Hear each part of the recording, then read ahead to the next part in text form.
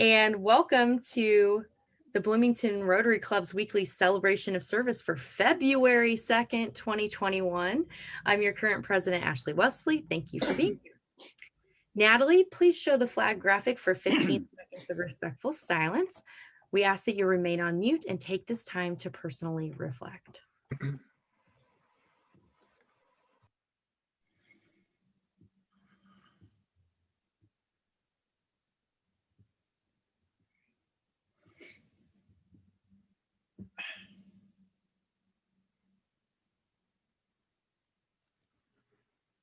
Thank you. Now I'd like to introduce Judy Schroeder, who will be offering our reflection. Judy? Thank you, Ashley. Well, I love words, and the other day I met a new one. The weather app on my phone said that we should expect graupel. Graupel? What's that? Turns out that it's a kind of snow. And you know how we've always heard that Eskimos have 50 different words for snow. Well, this one is of a Germanic origin, but they have similar words in Russian and Polish and Icelandic and Old Norse. And it comes from a very tiny piece of barley, hulled barley.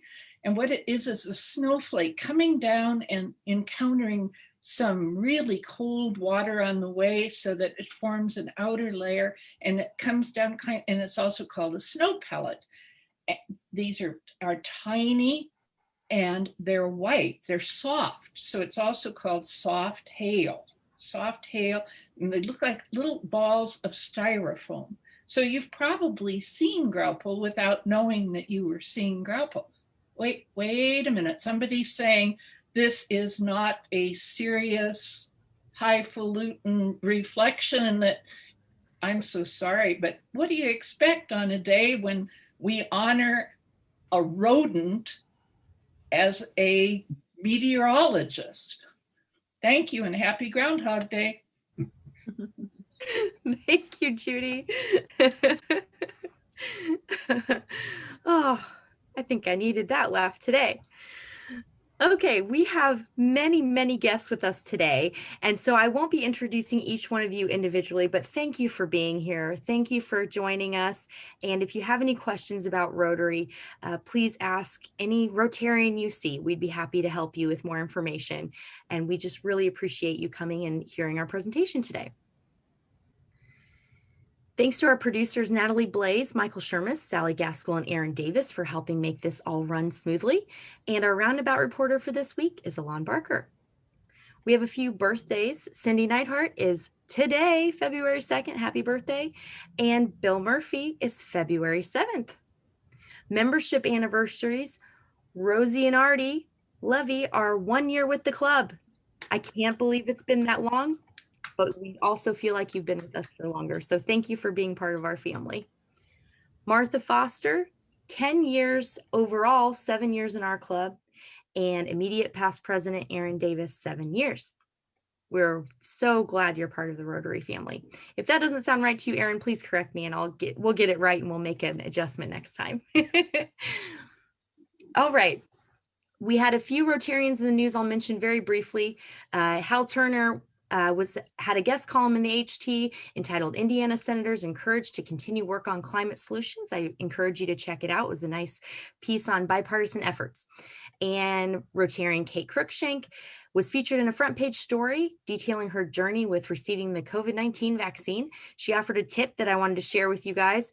Calling 211 for assistance in the slower traffic times between 7 and 8 can help ensure you get a representative. So make sure that you use that tip if you're trying to schedule your appointment.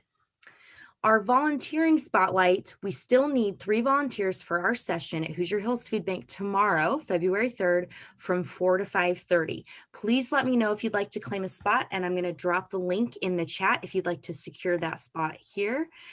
But we need to fill those 3 so that we have everybody for that session. It's going to be a lot of fun. It's going to be safe and help out the Hoosier Hills Food Bank. All right, I'm going to pass it along to Mike Baker for our next presentation. Good afternoon. Most of you know we lost a good friend, Keith Klein, Monday, January 25th. Keith began his life in Gary, Indiana, July 4th, 1941. He always enjoyed everyone saying happy birthday to him on the 4th. I think he thought that's what all the fireworks were about. It's no wonder that he was also the MC for the 4th of July parade. Keith went to college at IU, spent 5 years as an NBC reporter. He was a program director at WTIU, taught at Ivy Tech, always using his broadcasting skills and voice for community fundraisers and events. I remember him covering the Cook Group go-kart races around downtown square, and he treated it like it was the Indianapolis 500. He was involved with the Internal Order of DeMolay, a 33rd degree Mason, and was a proud Rotarian, also a Paul Harris Fellow. Joined our club in 1985. He was club president, I believe, in 2005 and 2006. And I always remember him sitting in the back corner, usually with Joe Poling, Virginia Rose, Marshall, and others, and they would always get off on some discussion about either the school board or politics. But I bet most of you didn't know that Keith was a lifelong Indiana high school football referee. Can you imagine Keith running up and down the field for 50 years? In fact, the Indiana High School Athletic Association awarded him special recognition for his 50 years of continuous referee work. He probably would have gone on longer, but he was clipped during the game, and that's how he broke his leg. So you think of Keith running up and down the field for 50 years. That's the Keith I remember. Judy, can you say a few words, please? You're on mute. Judy, you're on mute. Keith did serve our community and our families for 12 years on our school board. He was president for 3 years, and not normally vocal at board meetings. Keith was a calming force who always listened with a twinkle in his eye and then provided rich suggestions to enhance whatever endeavor we were pursuing. He never wanted credit, but wanted us to do whatever it took to help our students.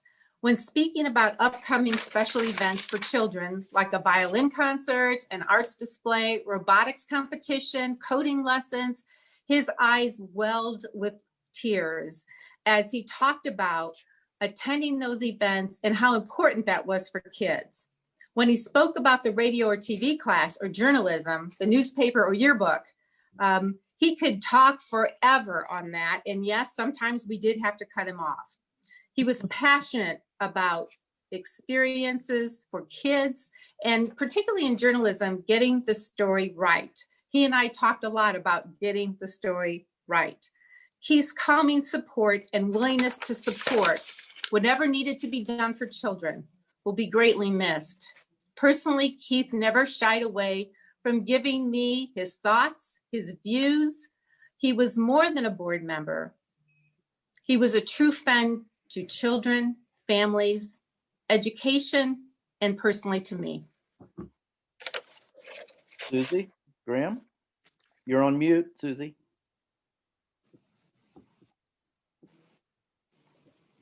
Thanks for that reminder, Mike, because I just would have been talking. So I'm happy to share some remarks on behalf of Ivy Tech, where Keith also worked while he was doing his MCCSC board duties and his officiating. He actually officiated multiple high school sports. I don't know if everyone knows that.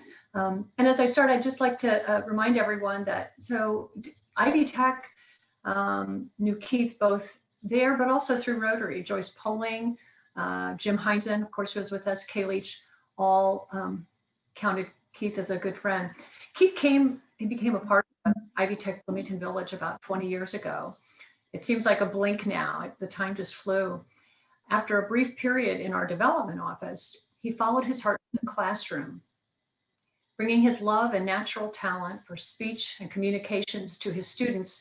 Keith became more than their instructor. He was their advocate, their friend, and their North Star, always true and always a guiding force for them.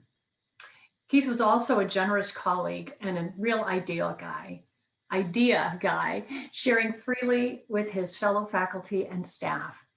He knew no strangers and was a friend to everyone. He was known to slip into other colleagues' classes, especially fellow school board member Lois Stabo Skelton's music classes, sometimes to listen and sometimes to participate. He emceed innumerable events for us, our village meetings, O'Bannon Institutes for civic engagement, and of course our commencement. We're still coming to terms with Keith's passing. We know we will miss his boundless energy and his passion for teaching. We will miss his sense of humor and his humility. We will miss his beautiful, beautiful voice, and we will miss his love for us. Rest in peace, dear friend. Phil, can you bring it home for us? Certainly. Keith always used to say he had a face made for radio, but in reality, he had a voice made for radio. And Susie, thanks for mentioning that. I think we can all hear that in our minds, him telling us a joke or making us feel better or encouraging us. And he was very generous. I replaced Keith at WTIU, but he also continued to volunteer and be on the air. And one of my most vivid memories of him has to do with doing a live break, not much time left. And Keith went off on a tangent, as he often did. And he may have gotten some things wrong and added some anecdotes that I didn't know about. But at the end, he had that twinkle in his eye. And he said, "Isn't that right, Phil?" So I was left with about 12 seconds to sum it all up and make everything right again. So if you have a beverage, I have a Pepsi in honor of Keith's favorite beverage. Raise a glass. Here's to the twinkle in your eye, Keith. Godspeed. God bless.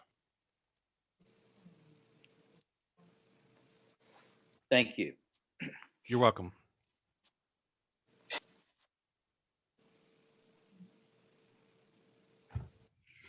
Thank you for that wonderful tribute. We have the next part of our presentation is a special presentation also from Mike Baker to our newest Paul Harris Fellow +2. Mike? You unmute.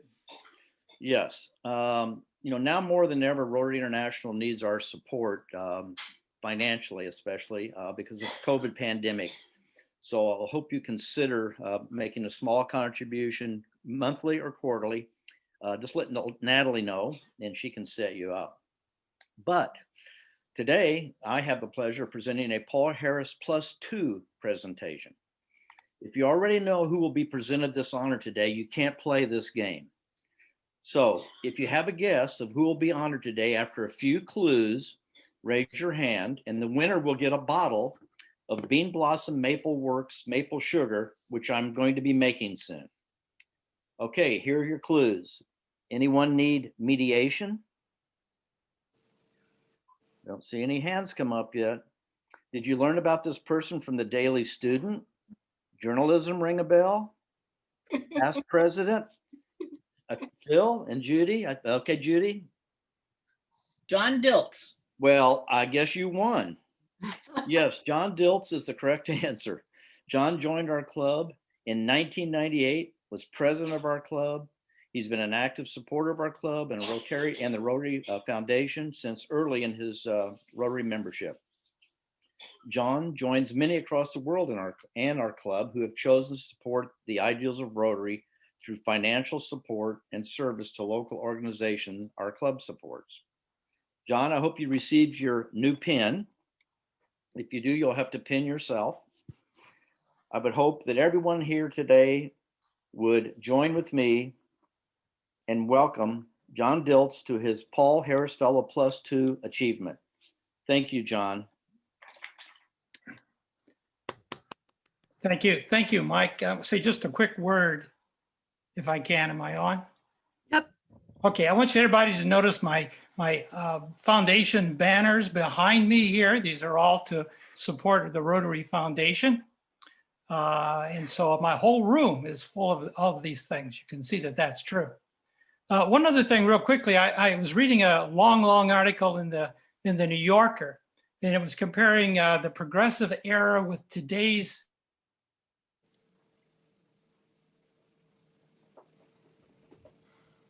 I think you froze up, John. Oh no.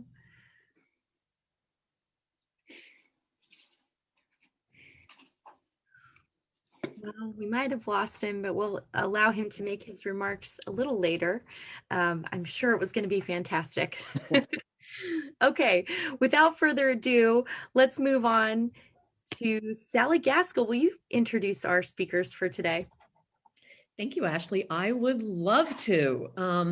So we'll set the stage. 15 years ago, Cardinal Stage was born in Bloomington with a production of Thornton Wilder's Our Town at the Buskirk Chumley Theater. Cardinal Stage quickly grew to be the largest arts organization in the region with an annual budget of close to $1 million. Everything changed in March of last year, and today's speakers will address how the company has reacted to the pandemic. So to do that, I'm pleased to introduce Cardinal's dynamic leadership team. First, Gabe Gloden has been managing director of Cardinal Stage since 2016. Gabe's a native of Northwest Ohio, but has called Bloomington his home for most of his adult life. Before arriving at Cardinal Stage, he served as managing director of several other theater companies, including the Bloomington Playwrights Project. Gabe has a master's from the O'Neill School at IU and lives with his wife, the playwright Emily Goodson, and their 2 young children.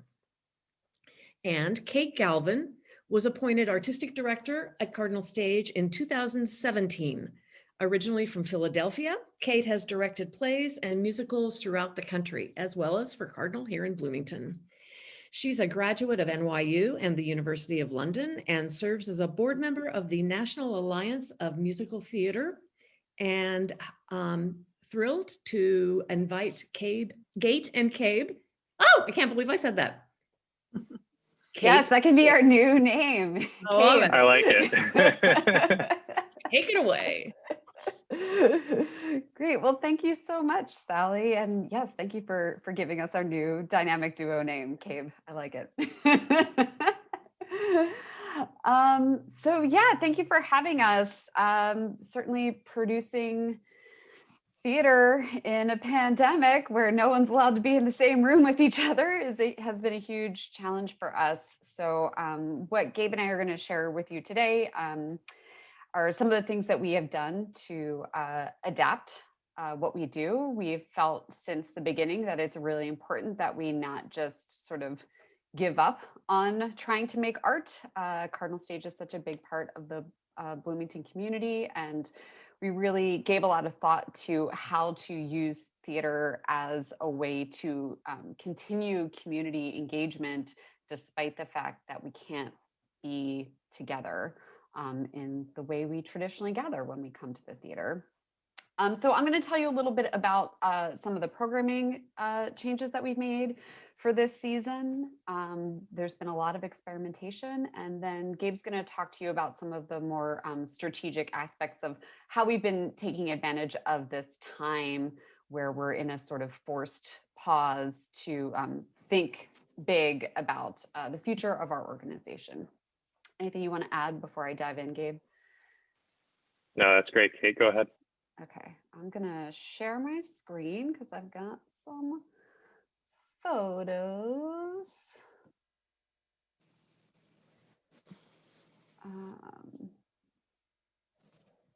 So we named this season our season of artistic adventure. And as I said earlier, we were really trying to focus on creating theater and theater experiences that would continue my goals of like engaging the mind, touching the soul, and strengthening the community through theater.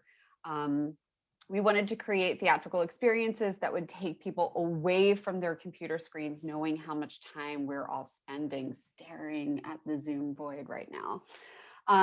So we wanted to think creatively and get people actively engaged in storytelling, in acting, in dance, and in music. The first program that we rolled out last May is called Cardinal Playdates, and it's a monthly script reading book club.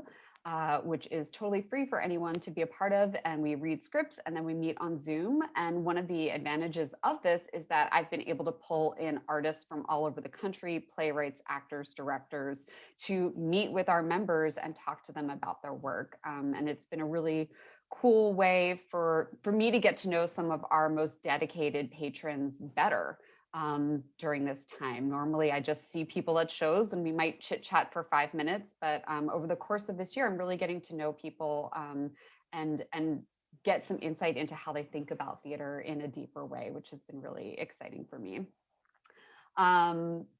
In July, we hosted a, there we go, social dance party. I commissioned a local choreographer to create sort of a flash mob style dance that people could learn via a YouTube tutorial at home. And then we gathered on the hottest day of the summer in Bryant Park on a Saturday afternoon and practiced and performed this dance for family and friends. And our choreographer also hosted some fun dance games. It was a really fun family event. And I'm hoping that we'll do another one of those this spring on a day that maybe isn't 1,000 degrees outside. In August, we launched a program called Cardinal at Home. We commissioned playwrights from Bloomington and beyond to write 10-minute plays that people could perform at home, either with the members of their household or over Zoom with friends who are not in their household. And that's been really cool. It's been a great opportunity for us to actually put a little bit of money in artists' pockets who are normally out of work at this strange moment in time, and to give people a chance to create art in their own homes and develop some relationships with new playwrights who hadn't worked with us before. So that was really exciting. We are going to be releasing an anthology of those. We did, I think, 6 months worth of 10-minute plays with a play getting released each month. And we're going to be releasing that anthology in the next month or so. So you'll be able to find that if you're interested. We've also had teachers who've used some of those plays as drama exercises with their students. So it's been a really interesting program and a good way for us to meet some new artists. We also launched what we call the Family Photo Challenge in August, and this was a social media contest, getting people to think creatively about storytelling. You can see here, we've got, these are several different versions of Little Red Riding Hood. We encourage families to retell commonly told stories in 10 photos or less and post them on social media. So as you can see, we got people thinking about what the important elements of the story were and also how best to tell it, utilizing costumes, utilizing props, all those things that we use in the theater to do what we do. And then that was all before September. In September, we launched our kind of flagship program of the fall, which is our Walkabout Radio Plays series. And here you can see your very own Sally Gaskell out on a walkabout with Lynn Schwartzberger. We commissioned 2 local playwrights, including Gabe's wife, to create shows that were set, to create a series that was set in Bloomington and played on some history that Emily and her writing partner Josie discovered on campus. This is 4 episodes that patrons could download to their phones and then go out, and all the show was a radio play, so you're listening to it, and each scene took place at a different location around town. So we had 2 episodes that were set on IU's beautiful campus during the fall when it was gorgeous and the leaves were changing, and then 2 episodes that were set downtown around the square and on the Beeline. And this was one whole storyline, 4 episodes long. So it was a kind of pretty big project that we utilized local actors and, like I said, local playwrights for. We're going to be doing another one of those in the spring, which I will tell you about later. But that was a very successful program, and we're something that allowed us to think in a new way about what theater can be and how environment can influence storytelling. And of course, as you all know, education is a big part of what we do at Cardinal Stage. We couldn't do student matinees as we normally do each season. So in the fall, we started a virtual drama club, which Francesca Subre led in our fall session. And we had a group of, I think, 10 or 12 young students, most of whom had never auditioned for a Cardinal show or done any acting before. So we had these real newcomers to theater who were dipping their toes in for the first time. And I think that the virtual platform probably lowered the barrier to entry a little bit for those kids who might be too afraid to go to an in-person acting class where they feel like they're really on the spot and everybody's looking at them. So we are continuing that drama club. We've got 2 sessions running right now, serving students ages 8 to 18. So that just started back up. And then in December, we launched our very first virtual cabaret. We're going to have a series of 3. This was a Home for the Holidays, featuring local artists singing some of their favorite holiday tunes. We streamed this. This was our first truly kind of remote streaming programming that we did. And as the weather's changed and we can't get people outside safely anymore, it's too cold. So we pivoted for the winter to do a more online based programming. And this was a great success. We had about 50 households tune in for each of the 4 performances.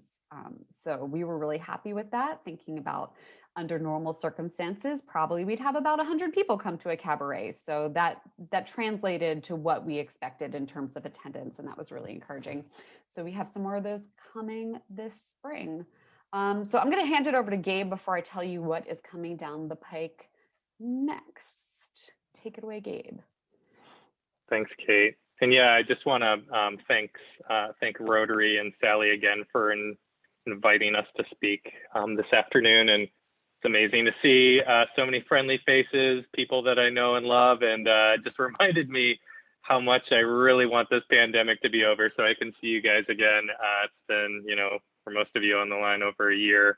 And like Kate mentioned, we've been as busy as ever, churning out programming, trying to keep folks engaged. But we have used a good chunk of this time, I think, to really focus on some long-term strategizing and how not only our organization can emerge from this pandemic stronger at the end of it, but also how we can support just the broader arts community in general.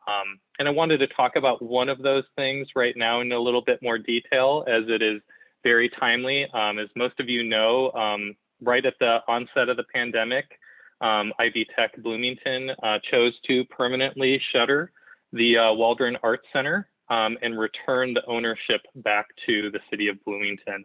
And since then, obviously, Cardinal has been very interested as to the future of this facility, since it is our primary performance venue. We do 90% of our programming there, including all of our Cardinal for Kids programming, which serves, as many of you know, area students from a 8-county region now in Indiana, which is really incredible. So it's an incredibly important resource to us and the local performing arts and visual arts community. And so I wanted, we've been working really hard on a proposal for the future of the Waldron, which we delivered to the city in November. And I wanted to kind of step you folks through this really quickly, because some of you have already seen this, but it's something that we're proud of, and it is, again, an evolving kind of proposal where, and I'll talk a little bit at the end of this, is what currently is happening with the Waldron and the future of the space and how you folks can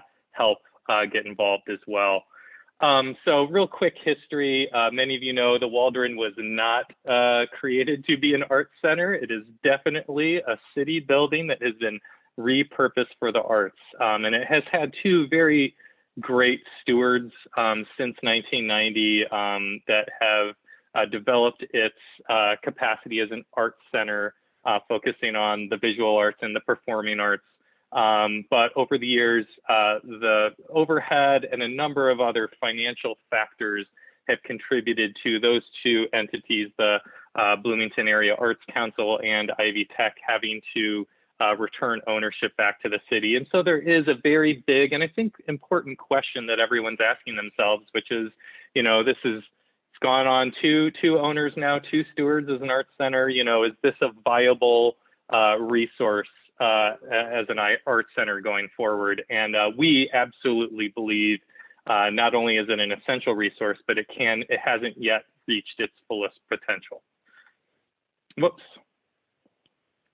We see the future of the Waldron really as kind of an evolution of what it currently is. We want to see that historic character of the building maintained, but we want the development of the community-based art focus of the venue to expand, and we want that expansion to really truly promote operational sustainability.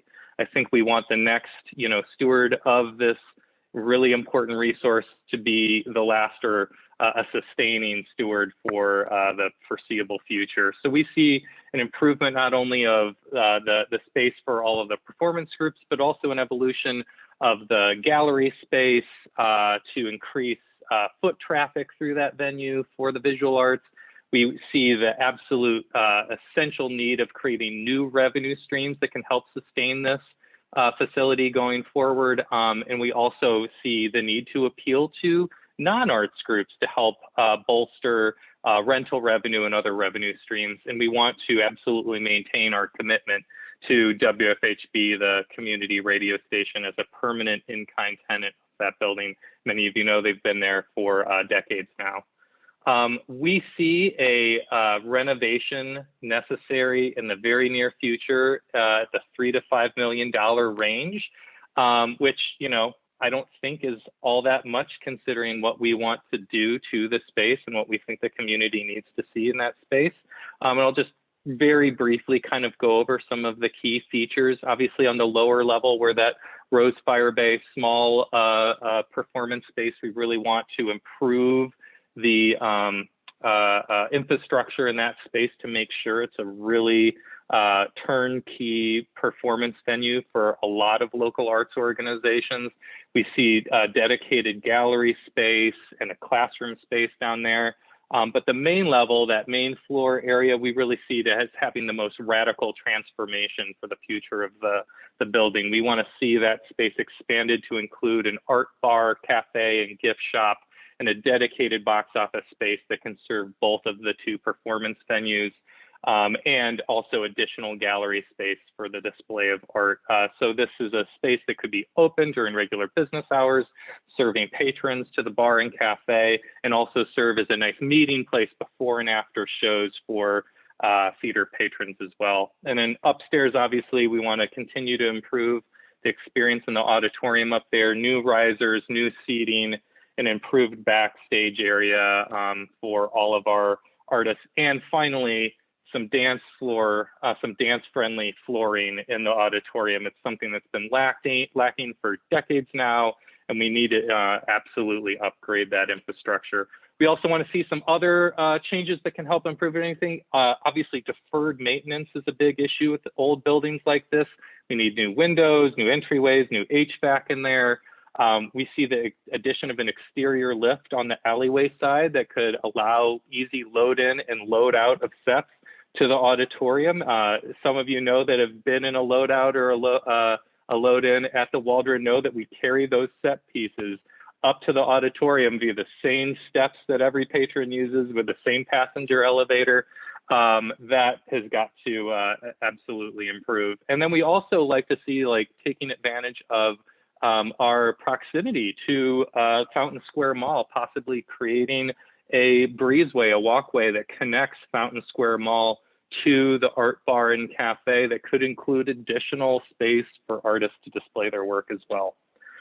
So all of this is to say, this evolution of this center as an art space, we really see, the next step in this space being a venue that needs a, comprehensive, robust, professional performing arts organization that can lead it. It hasn't had that before, and we feel like we can possibly create a solution going forward. And this brings us to, I think, the most exciting component of this proposal, which is this robust partnership that we're proposing with our friends from Bloomington Playwrights Project and the Pegasus Institute, which operates the Bloomington Academy of Film and Theater.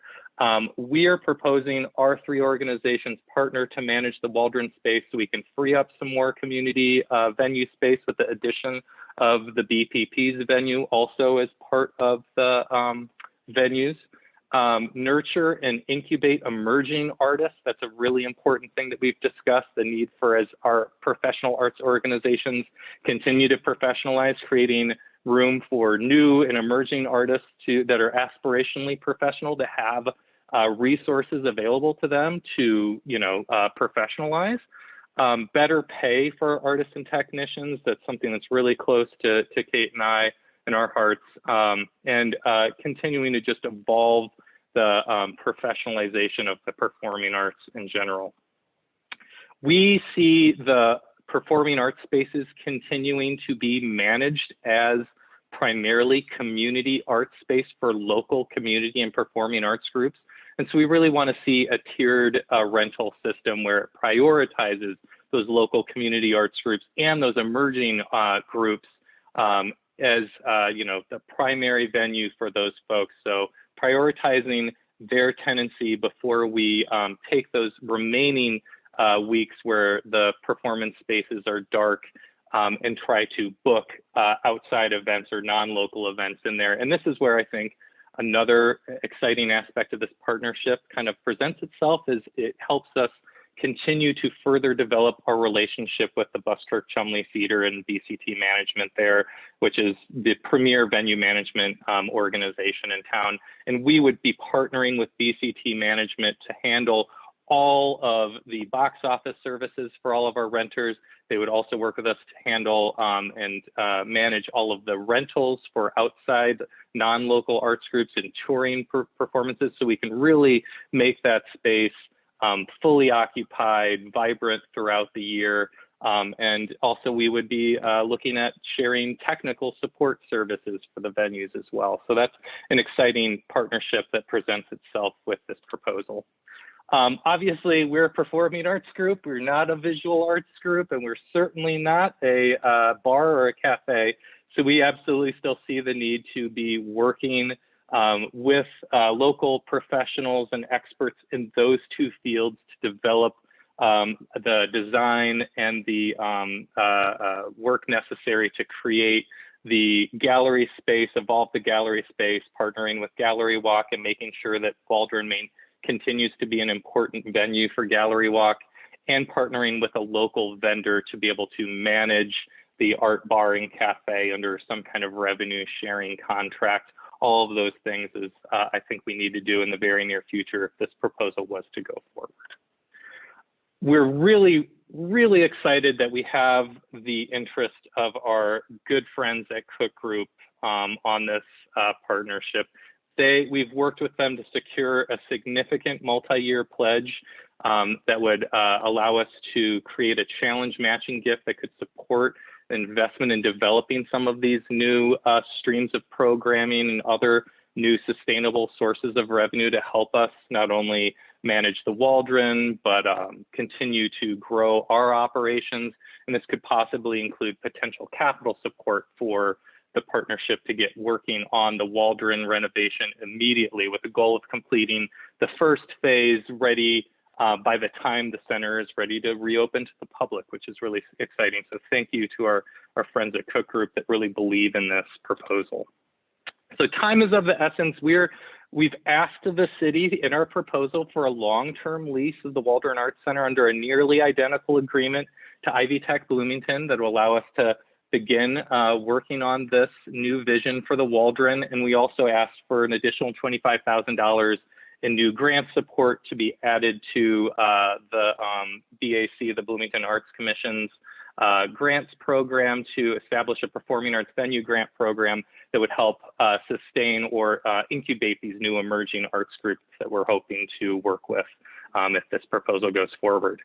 So really quickly about what currently is happening with the Waldron, the city has assembled a recommendation task force.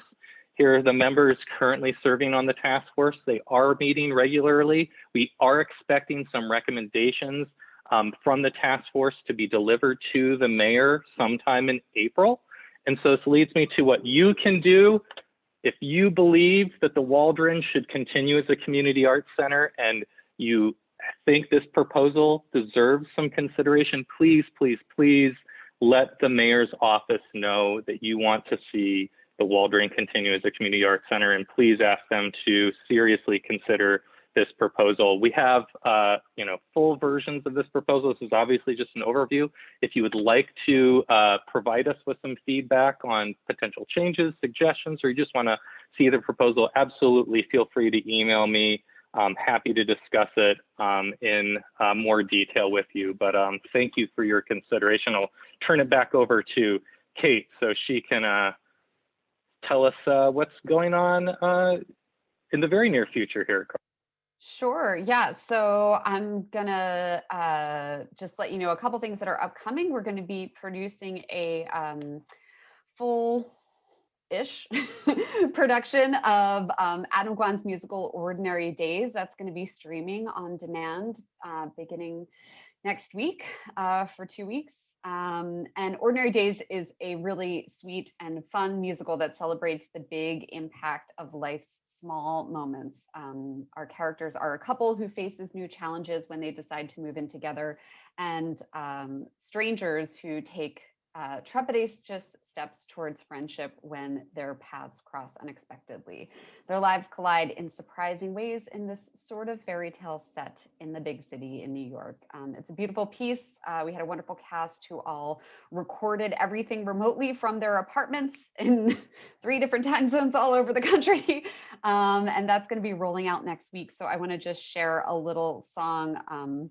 This is an excerpt by one of our actors that he recorded for us earlier this year. And this is Julian Diaz-Granados, who was the lead in Newsies. If you saw it last year, he's returning for this production.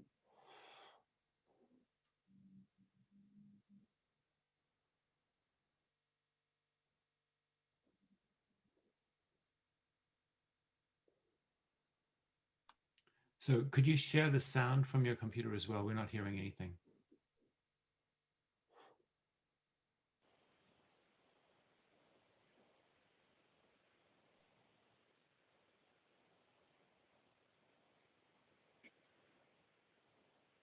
It looks good though.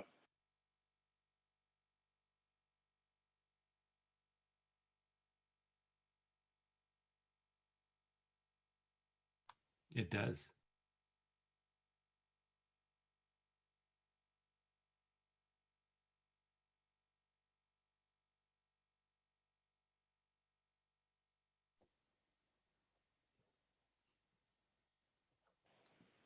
Should I try to sing over Julian?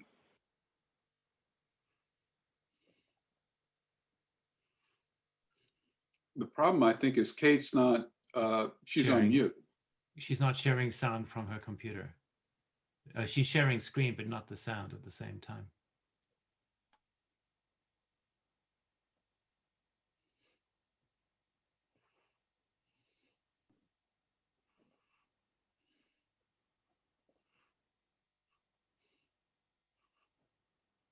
If it's acceptable, maybe we could put this excerpt on the Rotary Facebook page. Yeah, I will definitely do that. Yeah, it looks great. It looks really fantastic.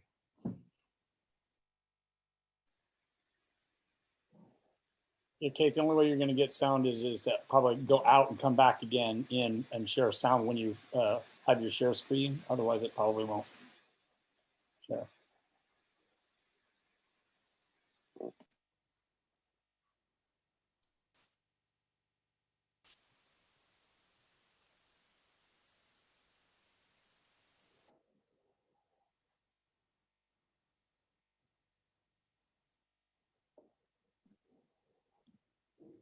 Have we lost Kate?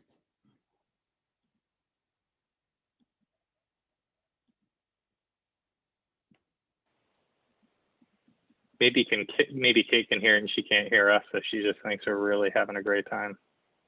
Boy, I hope not. There we go. Hi. Hi. Sorry, could you not hear any of that? We didn't hear any sound. Oh no, I couldn't hear you. I'm so sorry. Anyway, he sounded great. Sorry about that. Oh, I'm so embarrassed. Thanks for letting us know.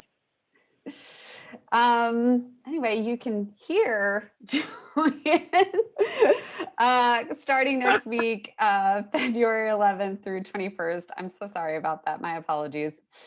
And then coming up later in the spring, we've got 2 more virtual cabarets. And as I said, a second Walkabout Radio Play series, which is going to be a Sherlock Holmes themed series based here in Bloomington. So that will be coming down the pike later this year. That's what I got. All right, thank you so much. We can open up for questions now for Kate and Gabe, if anyone wants to take it away. Do send us the link. I have a question. Yes, go ahead. Given the budget you have, and since this isn't an original building designed for your purposes, have you considered building a custom space versus trying to renovate a building that may not suit the purpose perfectly?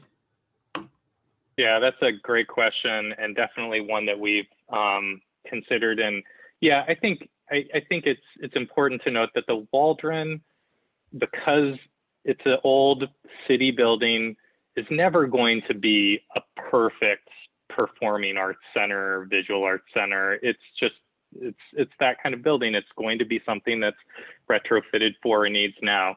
With that being said, it is the closest thing we currently have to a adequate space that can serve all of our local community arts groups and most of their needs. A new, shiny, turnkey, built-to-spec performing arts center, I would love to see that happen tomorrow. I don't think anyone in the arts center, arts community here locally would say that's something that they don't want to see happen. But we're talking right there, 10, 15 million plus. And I do think that price tag, especially when we're talking about, dealing with, depleted city funds, maybe limited private resources. This is a community that, while it really does value and support the arts, there isn't really a culture of arts philanthropy, maybe in the same way at a major metropolitan area you would see, like major foundations giving to major capital projects like new art centers. So dealing with limited resources, I personally, and I know Kate feels the same, and our partnership certainly feels that the Waldron is what we got, and we can absolutely make it what this community needs and deserves. It's just going to take some creative thinking. Would you have anything to add, Kate? No, I think you're spot on. The reality is, I don't think, including Cardinal, that there's an arts organization in town that has the capacity to raise as much money as we would need to raise in order to build something from scratch and maintain something from scratch. That's the kind of, if you build it, they will come, has been a really big hindrance to a lot of nonprofits all over the country and all over the globe. That has actually bankrupted organizations as a result of having just such a huge investment in the capital of the building and leaving no resources or bandwidth for actually running the organization. I have a question. That being said, if anyone knows a billionaire that's got $10 to $15 million to burn on the local arts community, please point us in the right direction. We'll happily talk to them about what we can do for Bloomington. Well, but yeah. I have a question. Excuse me. You hear me? Yes, sir. Hear you loud and clear, Charlotte. My question is, I think with the pandemic, the whole issue of the convention center has really been transformed. I don't think that we're going to be doing that. But is there a possibility that in lieu of that, or possibly as part of a small movement, that the county and the city could commit money to an arts center rather than the convention center? I think there's a bit better argument for that now than there was before, and less argument for the convention center, given what we've learned.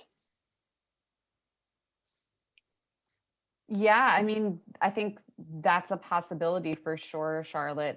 It's not something we've heard anyone suggest yet at this point. We have heard some people suggest that perhaps there could be a dedicated performance space in the convention center, Right. but we've not seen any details on what that could be. Right. My other concern with embedding a performing arts space in a convention center would be a question of unionization. In my experience, convention centers are highly unionized, and we run the risk of having a performance space that is simply impossible for any local groups to afford because if it becomes unionized. So that's I'm a thinking concern that I have about that. I mean, in lieu of a convention center. Mm-hmm. I don't know whether that's, whether that would gain any traction, but I think it should be out on the table. Worth floating for sure. Absolutely. So I have a question. Thank you both for your presentation. It's exciting to see new plans for the Waldron. I know Sally worked at the Waldron, right, Sally? I worked at the Waldron. And as I was envisioning what you're proposing, I'm trying to think, all right, so where will these new spaces materialize? Where will they be found? And it seems like there is a shift with that one part of the mission that both the Area Arts Council had and IB Tech had, and that was education. So I'm curious if you could address that a little bit, because it seems to me that those classrooms are probably going to have to go, right, to accommodate some of these other things that you're talking about. Yeah. Yeah, Susie, I'm glad you brought that up, and that definitely is. There's going to be, I think, a bit of a trade-off. There's not unlimited spaces, to work with there at the Waldron. We see there being the potential to maintain one of the downstairs, like ground level classrooms as like an all-purpose, classroom, meeting space, what have you. But yes, the one of the big classroom space on the main level that would get blown out to accommodate the patronage for the box office, gift shop, cafe. So yeah, that I think what we're hoping to do is to work with the local visual arts community to make sure that there is still adequate visual arts education space downtown, and how this center can continue to serve that need without it being, one of the primary areas of focus. We don't want it to go away, but in an effort, I think, to continue to promote operational sustainability, like we mentioned, I think finding new revenue sources is going to be absolutely key to the future of that building. I'd like to ask about accessibility issues, because that's always a challenge, since my demographic is overrepresented in your audience members. Yeah, great question, Judy. And we will be taking a look at that. Obviously, it is an accessible building, but as you know, it's not the most accessible. You have to enter from 4th Street. You have to take that elevator to either the main floor or the mezzanine area or the 3rd floor. It's tough. Those challenges I think are going to be difficult to manage, but I think money solves a lot of problems, and we can certainly figure out, I think, a way to improve the accessibility of that space with our partners at Cook, with other folks that have worked on similar issues. But yeah, it's something that's going to continue to be a challenge, but you're absolutely right. We need to continue to improve it. One of the really easy, quick ways we could work with the city to improve the accessibility is to create a drop-off zone right there by the 4th Street entrance, a dedicated 15-minute drop-off zone for folks that have accessibility issues like they have in front of the Buskirk Chumley Theater and other locations. So anyone that is, traveling in your car, maybe has mobility issues, you always know that you're going to have a dedicated space where you can get dropped off at and attend the center. That's an easy one that we can solve as a community tomorrow. Thank you so much. We need to hold questions until after we officially close our meeting. Kate and Gabe, are you able to stay for a few minutes to answer any additional questions? Yeah, Okay. we can stay for a few minutes. Thank you so much. In honor of your presentation today, we'll be making a donation to Beacon Inc., our quarterly speaker recognition recipient. So thank you. And Sally, will you tell us about next week's program? Yes, another amazing program next week. Historian James Madison will be discussing his important new book, The Ku Klux Klan in the Heartland. Please join us. Thank you. And Natalie, will you share the four-way test so we can say that together? Of the things we think, say, and do. First is the truth. Second, is fair to all concerned. Third, build goodwill and better friendships. Fourth, beneficial to all concerned. And fifth, is it fun? Thank you. Okay, and so Jim Sims, you are up next. Go ahead. Oh, so it's time for questions still? Yes.